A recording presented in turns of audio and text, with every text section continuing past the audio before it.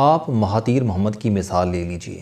Mahathir Mohamad کو 1999 میں heart attack ہوا۔ ملائیشیا میں صحت کی سہولتیں زیادہ اچھی نہیں تھیں۔ ملک کے متمول لوگ دل کے آپریشن کے لیے سنگاپور، تھائی لینڈ، آسٹریلیا اور جاپان جاتے تھے۔ اعلیٰ بیوروکریٹس، وزراء اور ارکان اسمبلی بھی دوسرے ممالک سے علاج کراتے تھے۔ ڈاکٹروں نے مہاتیر محمد کو بھی سنگاپور، جاپان یا برطانیہ لے جانے کا مشورہ دیا۔ خاندان نے تیاریاں شروع کر دیں، لیکن جب مہاتیر محمد کو ہوش آیا تو انہوں نے باہر علاج کرانے سے انکار کر دیا۔ ان کا کہنا تھا کہ مجھے جتنی کیئر اپنے ملک میں مل سکتی ہے وہ دوسرے ملک کے ڈاکٹر نہیں دے سکتے، چنانچہ میں باہر نہیں جاؤں گا۔ ڈاکٹروں نے سمجھایا کہ ہمارے پاس میڈیکل کی جدید سہولتیں موجود نہیں ہیں۔ مہاتیر کا جواب تھا کہ یہ ظلم ہے کہ ملائیشیا کے لوگ کم تر سہولتوں کے ساتھ علاج کرائیں اور وزیراعظم کا دنیا کے مہنگے ترین ہسپتالوں میں علاج ہو۔ میں بھی اتنی ہی سہولتیں لوں گا جتنی سہولتیں ملائیشیا کے عام لوگوں کو ملتی ہیں۔ ملائیشیا کے ڈاکٹر وزیراعظم کی ضد کے سامنے بے بس ہو گئے۔ وزیراعظم کا آپریشن ہوا، کامیاب ہوا اور یہ آج تک صحت مند زندگی گزار رہے ہیں۔ مہاتیر محمد کے اس فیصلے نے ملائیشیا کے ہیلتھ سیکٹر میں جان ڈال دی۔ ڈاکٹروں اور عوام میں اعتماد پیدا ہوا۔ امراء بھی مقامی ہسپتالوں میں علاج کرانے لگے۔ مہاتیر محمد کو علاج کے دوران ہسپتالوں کے مسائل کا اندازہ ہوا۔ یہ صحت یاب ہونے کے بعد ہیلتھ سیکٹر پر توجہ دینے لگے اور یوں ملائیشیا میں ہیلتھ انڈسٹری ڈیولپ ہونے لگی اور یہ ملک خطے کے 3 بڑے ملکوں میں شمار ہونے لگا۔ آج ملائیشیا دنیا بھر کے مریضوں سے اربوں روپے کما رہا ہے۔ کیسے؟ یہ ملک ہیلتھ ٹیورزم کے 5 بڑے مراکز میں شمار ہوتا ہے۔ ملائیشیا میں 16 5 اسٹار ہسپتال ہیں۔ ان میں سے 9 بین الاقوامی ایوارڈ یافتہ ہیں۔ دنیا بھر کے مریض ان ہسپتالوں کا رخ کرتے ہیں۔ پاکستان سے بھی ہزاروں مریض ملائیشیا جاتے ہیں اور کروڑوں روپے خرچ کرتے ہیں۔ یہ معاشی انقلاب مہاتیر محمد کے ایک فیصلے کا نتیجہ تھا۔ یہ اگر 1999 میں اپنی اوپن ہارٹ سرجری کے لیے برطانیہ یا سنگاپور چلے جاتے تو ملائیشیا کے لوگ آج بھی ہسپتالوں میں ایڑیاں رگڑ رہے ہوتے اور ملائیشیا کی طبی صورتحال آج بھی ناگفتہ بیع ہوتی۔ آپ مہاتیر محمد کی زندگی کا یہ واقعہ ملاحظہ کیجئے، پاکستان کی طبی حالت کا اندازہ لگائیے۔ ہمارے ملک کو 70 سال ہو چکے ہیں۔ ان 70 برسوں میں 30 سال فوج حکمران رہی۔ جنرل ایوب خان، یحییٰ خان، جنرل ضیاء الحق یا پھر جنرل پرویز مشرف ہوں۔ فوجی حکمران مکمل طور پر سیاہ و سفید کے مالک تھے۔ جنرل ایوب خان نے ملک کو امریکہ کی گود میں بٹھا دیا۔ ملک بیٹھ گیا۔ یحییٰ خان نے پاکستان توڑ دیا۔ پاکستان ٹوٹ گیا۔ جنرل ضیاء الحق نے ملک افغانستان کی آگ میں جھونک دیا۔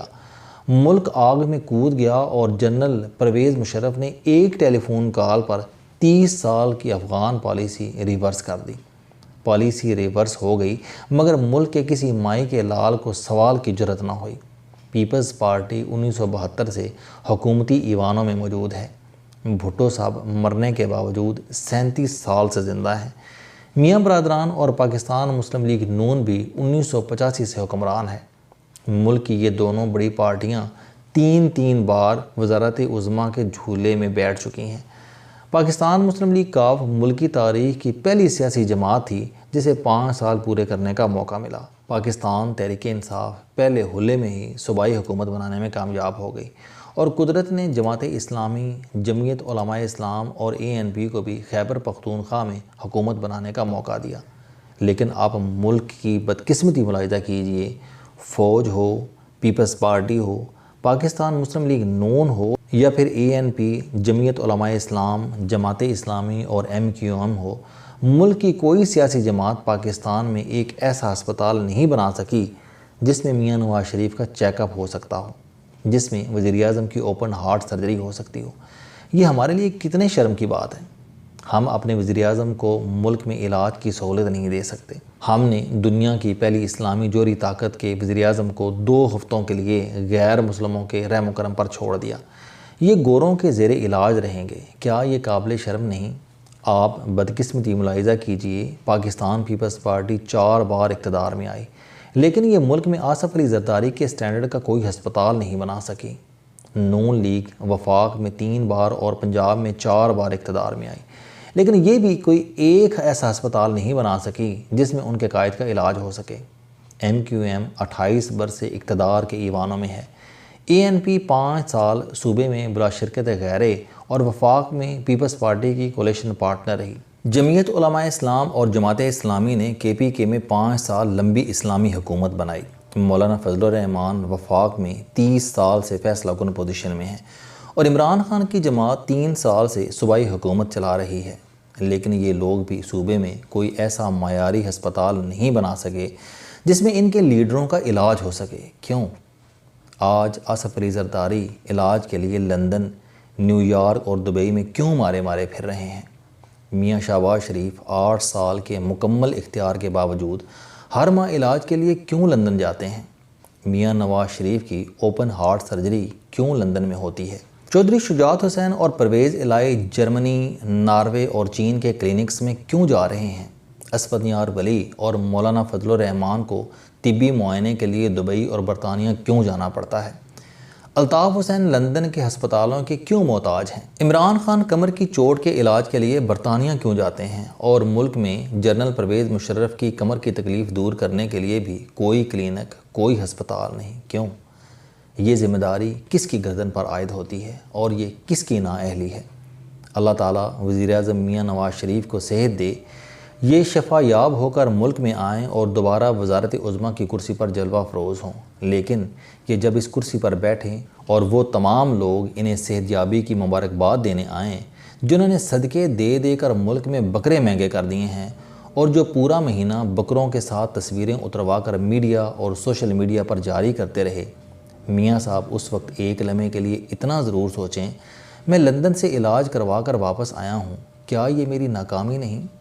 مجھے یقین ہے جب میاں نواز شریف یہ سوچیں گے تو یہ چند سیکنڈ میں ان وجوہات پر پہنچ جائیں گے جن کے ہاتھوں پنجاب انسٹیٹیوٹ آف کارڈیالوجی کے 165 مریض انتقال کر گئے تھے، جن کی وجہ سے لیا کے 35 لوگ وقت پر معدہ صاف نہ ہونے سے قبروں میں جا پہنچے، جن کی وجہ سے تھر میں 466 بچے فوت ہو گئے، جن کی وجہ سے پورے بلوچستان اور پورے خیبر پختونخوا میں دل کے امراض کا کوئی ہسپتال نہیں، جن کی وجہ سے KPK سے روزانہ 5000 مریض اسلام آباد اور راولپنڈی آتے ہیں اور یہ حنیف عباسی کی کوششوں سے بنے ہوئے راولپنڈی انسٹیٹیوٹ آف کارڈیالوجی سے علاج کراتے ہیں، جن کی وجہ سے سندھ حکومت 6 ارب روپے لگانے کے باوجود کراچی کا سول ہسپتال نہیں چلا سکی، جن کی وجہ سے لوگ اپنے بیمار بچے لے کر ملک ریاض کے گھر اور دفتر کے سامنے بیٹھ جاتے ہیں اور جن کی وجہ سے چاروں صوبوں کے وزرائے اعلیٰ طبی معائنے کے لیے ملک سے باہر جاتے ہیں۔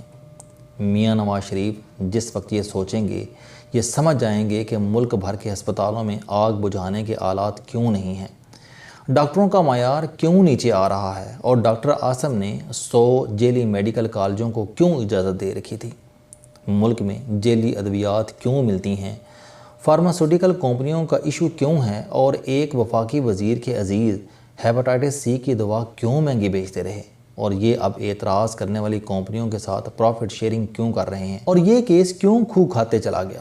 مجھے یقین ہے کہ وزیر اعظم جب یہ سوچیں گے یہ خود کو اس صورتحال کا ذمہ دار سمجھیں گے۔ اللہ تعالیٰ وزیر اعظم کو صحت دے اور یہ واپس آ کر ملک کے تمام ڈویژنل ہسپتالوں کو ہارلے اسٹریٹ کلینک جیسا بنانے کا اعلان کر دیں۔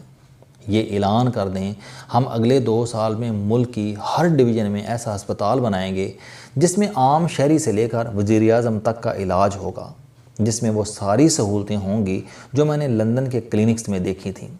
وزیر اعظم اگر یہ اعلان کر دیتے ہیں، یہ اگر ملک میں 31 جدید ہسپتال بنا دیتے ہیں تو آپ یقین کیجئے یہ اوپن ہارٹ سرجری ان کی بخشش کا ذریعہ بن جائے گی، اور اگر خدا نخواستہ یہ موقع بھی ضائع ہو گیا تو پھر یہ اور یوسف رضا گیلانی دونوں ایک ہی ہوں گے، تاریخ اور وقت دونوں کو بھلا دے گا۔ السلام علیکم، آپ سٹوڈنٹ ہیں، کوئی جاب کرتے ہیں، کاروبار کرتے ہیں یا پھر آپ گھریلو زندگی گزار رہے ہیں، اگر آپ اپنی زندگی کو بدلنا چاہتے ہیں تو اس چینل علم دوستی پر آپ زندگی میں کامیابی کے لیے جاوید چوہری صاحب کے موٹیویشنل، سوشل، سیلف ڈسکوری سے ریلیٹڈ اور صحت سے متعلق بے شمار کالم سن سکتے ہیں۔ میرا دعویٰ ہے کہ یہ چینل آپ کی زندگی بدل دے گا۔ اس چینل کا مقصد اچھی باتیں معاشرے میں پھیلانا ہے اور اچھی بات کو دوسروں تک پہنچانا صدقہ جاریہ ہے۔